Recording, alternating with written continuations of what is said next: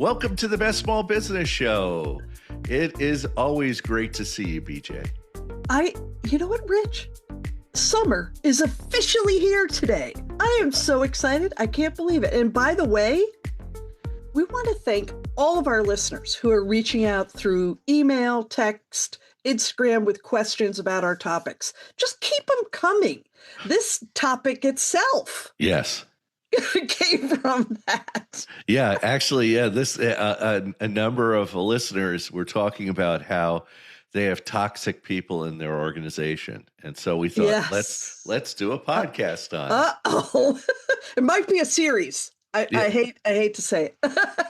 Well, today's primary issue is toxic co-founders who are draining your business completely. Yeah, many of our emails had questions about this. You know, half a year is gone, and you still have that toxic vacuum as a partner hurting your company. Your company. Yeah. You know, it's pure execution time. Exactly. Someone's got to exit. Yeah. And we really mean a toxic vacuum. So this whole podcast is about forcing clean exits and making it possible to do that. Here are the steps. So let's introduce the topic and talk a little bit more about it. Okay. Firing an equity partner creates a massive legal headaches everywhere. You have to be prepared for this, what is going to be happening. I want, Rich, for you to set the stages of this very critical asset extraction. Well, number one, you want to protect your company's valuation, okay? The valuation of it with your competition, with your customers, with your employees. What you're protecting is the value of the company. Yeah. But it's not a breakup, okay? No. It's strictly asset retrieval. And you remove the emotion completely. And that's a big thing we're going to be talking about today, treating them like vendors. Yeah.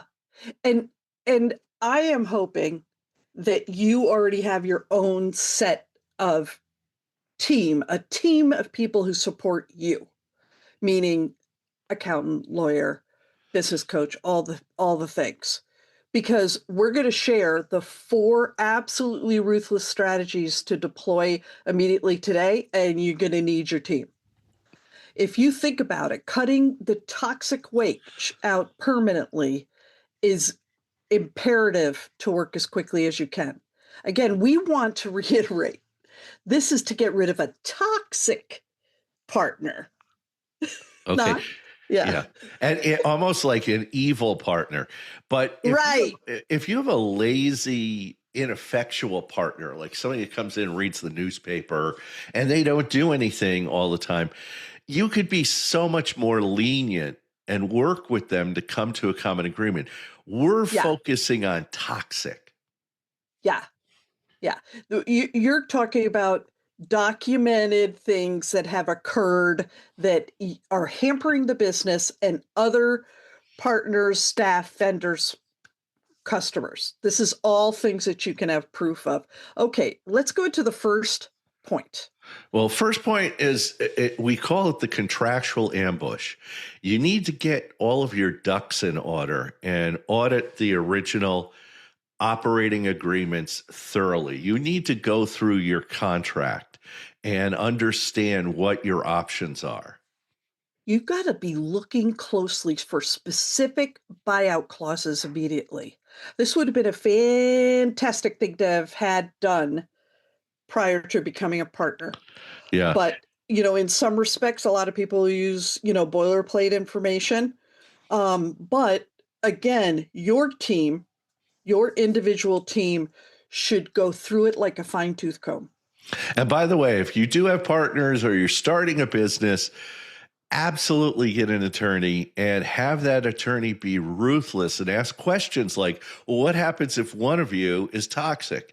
How do you get rid of it? I'll put that into the contract. So you have all of those things. Yeah. When you're looking through the contract, find specific contract breaches. That's the most important thing. And document absolutely everything. And BJ, you were talking about Oh, documenting.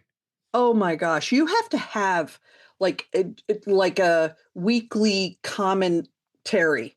Mhm. You know, people always joke about journals, but this is like a little data journal that you're keeping track of. You don't know, they probably have the same thing on you. Yeah. But be smart. Think of yourself and think of all those little things that micro things that happen that you need to have a record of. Well, our action step is we want you, after you do all this, to hire an independent external counsel before breathing a word to anyone. Right. No, no consulting with anybody in the company. No, no, no, no, no. You are never going to use your company lawyer for this. You need confidentiality and support for what's going to happen next. Yeah, because your attorney that you have for the company, it's a Yeah. conflict of interest for them. They represent the entity, the business, not you. And in fact, I talked to an attorney about this. It's their legal obligation to inform your partner immediately that you're doing this because they represent the company, not you.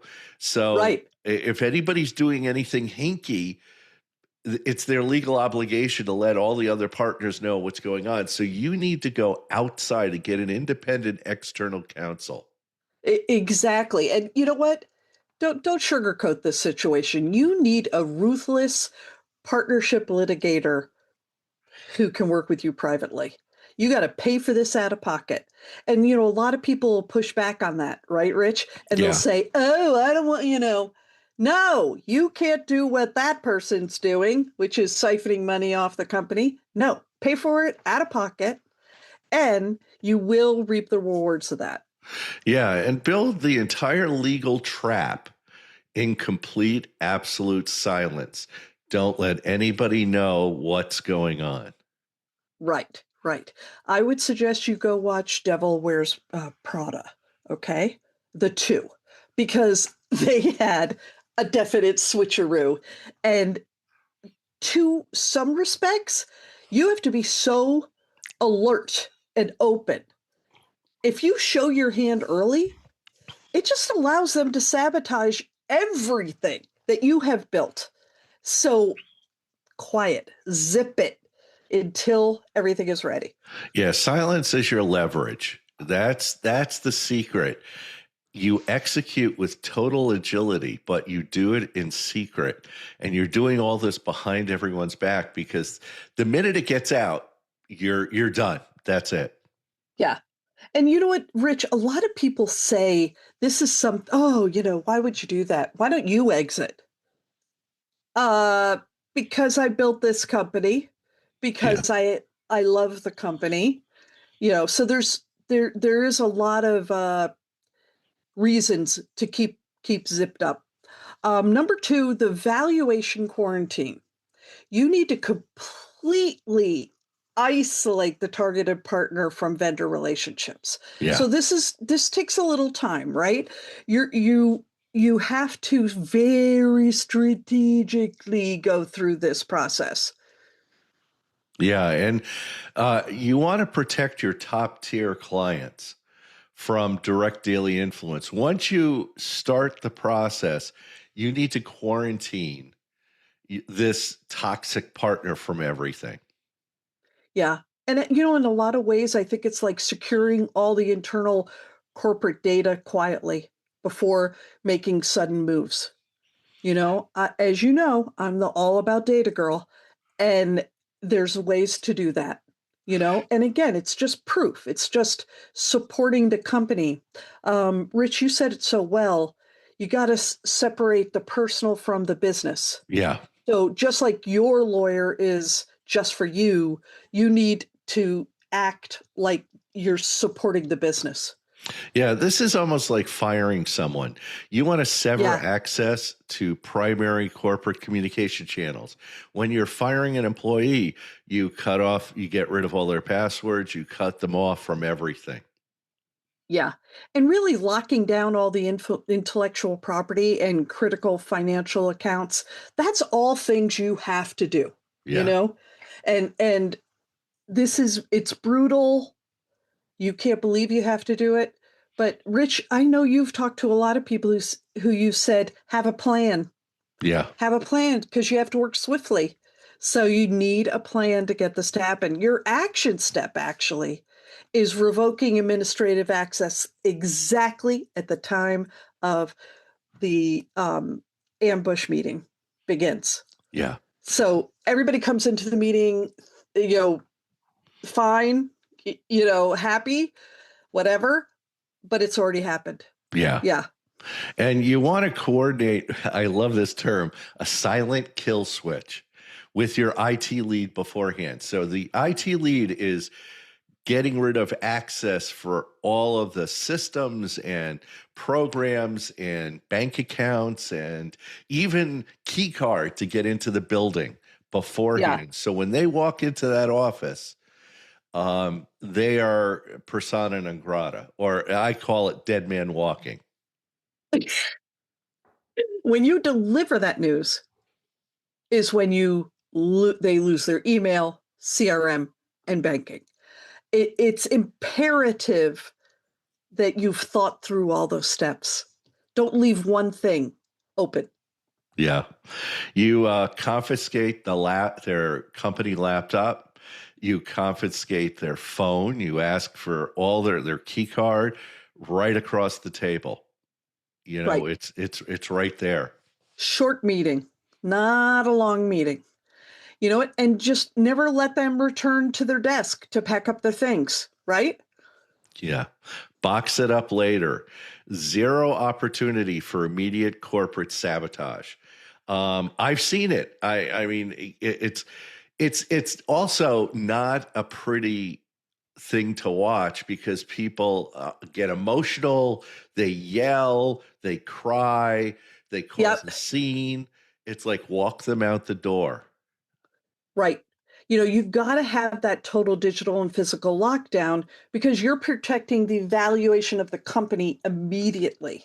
This Yeah. is imperative to remember. Personal stays here, business stays there. Well, let's So talk about a happy thing, a good. happy thing now.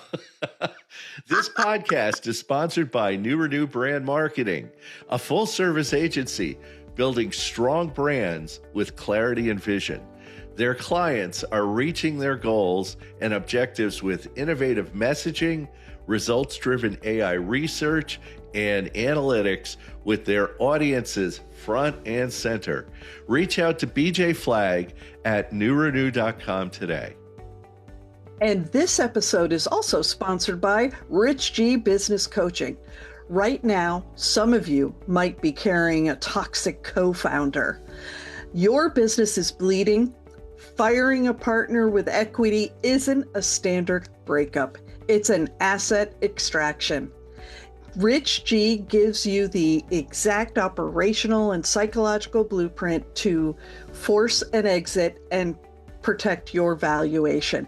It requires agility, it requires moxie, and you need a bulletproof strategy to execute it. Don't hesitate. Don't hesitate. Spend 20 minutes with Rich. No cost, no pitch. Go to richg.com and take your business back. Well, let's go to back to our topic. Yes, number 3, yes. The hostile leverage. Okay. Right. What we want to do is make staying incredibly painful financially for that toxic partner. Right. Cutting discretionary spending completely, demanding strictly impossible operational daily KPIs. These are all things that will bubble up while you're still being silent. Yeah, offering discounted buyouts for quiet, immediate exits. Look, if you leave right now, we will give you this much money, and you're out the door. Right. And you know what? Removing their direct reports completely, right? Just isolating them physically from teams. So you've heard of this before. Yeah. Where they basically just sit in their office. Yeah. Yeah. And it's the action step we have is present an exploding 48-hour deadline window immediately. And that's the most important thing, because sometimes people could be obstinate and go, well, I'm just going to go sit in my office. Well, you know what? Give them like a 48-hour deadline. Say, look, if you choose this option, you'll get the money and everything like that. If you don't choose the option, it all goes away in 48 hours. Yeah. And you know what? They're not going to expect you to be this tough, you know? The initial buyout offer must be strict, non-negotiable, and have an expiration date. Yeah. You need to, this is where you do not bend. Yeah. And tell them the cash value drops significantly by, like, say, Friday evening. So you want to give them this strict deadline so they move quickly. Because first they're going to hit you, they're going to be angry and they're going to be petulant. They're going to act like a child. But then they start thinking, you know what? Nobody wants me around here. I might as well take the cash. Right. And you know what? Creating that immediate financial pressure completely eliminates their ability to stall. Yeah. Because they've got to work right away. You know, they got to think right away and think, what do I do? Right. It's you're putting them on the, the heels of their feet.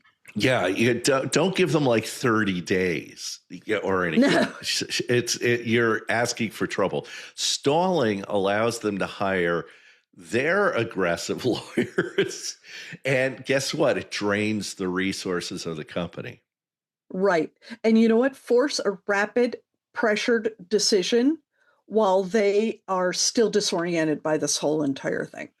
You know, you getting them completely out of the office and out of the environment stresses the concern that you have for fellow employees, the concern for the company, and the concern for clients, vendors. So you're setting a tone, right? Yeah, what's interesting about this is everybody's probably thinking, listening to this is like two partners fighting.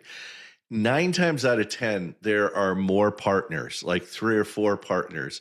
And 3 of the partners are going like, we've got to get rid of Steve. Steve is a toxic partner. He's not doing anything.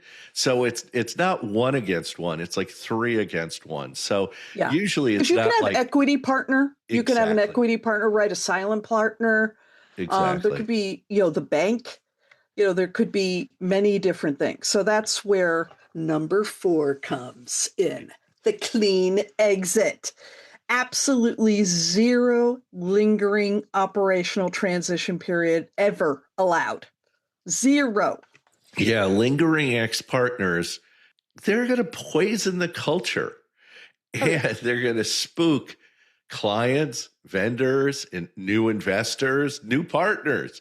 They're going to, it's like, like I said, dead man walking. There's this corpse walking around the office.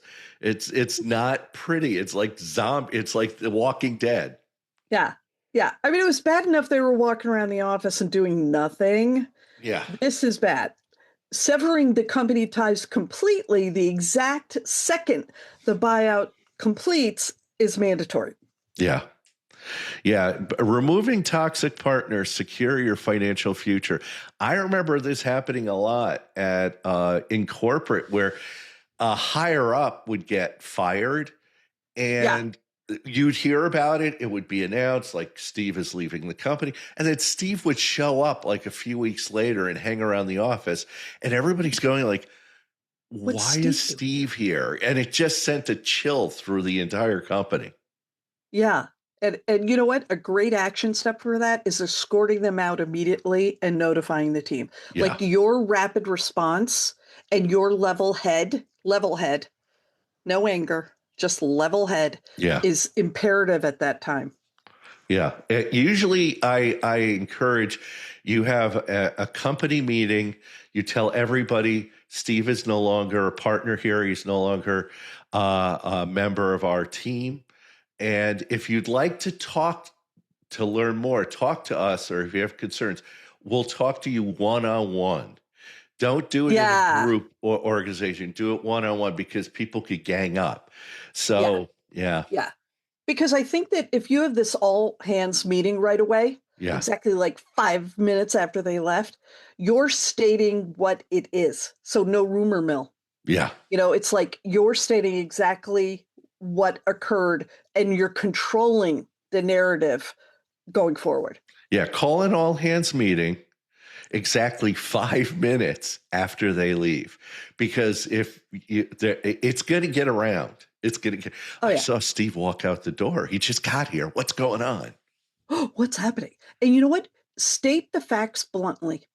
Zero apologies, no over-explaining the legalities, especially at this point. You have to zip it. You got to not talk about this.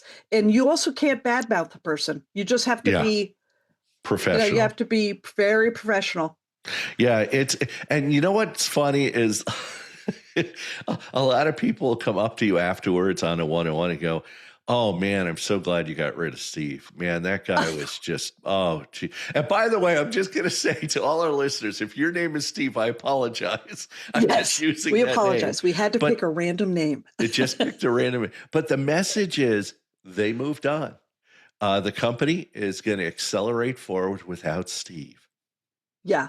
And you know what? And Rich, you kind of touched on this a little bit, but you really got to reassure your top performers privately. Mm-hmm. There are going to be people afterward, not before, afterward, which, you keep people strictly focused on the exit of the partner, not on other random things. Now, Rich, if they tell you things, I'm of the belief you got to write that all down.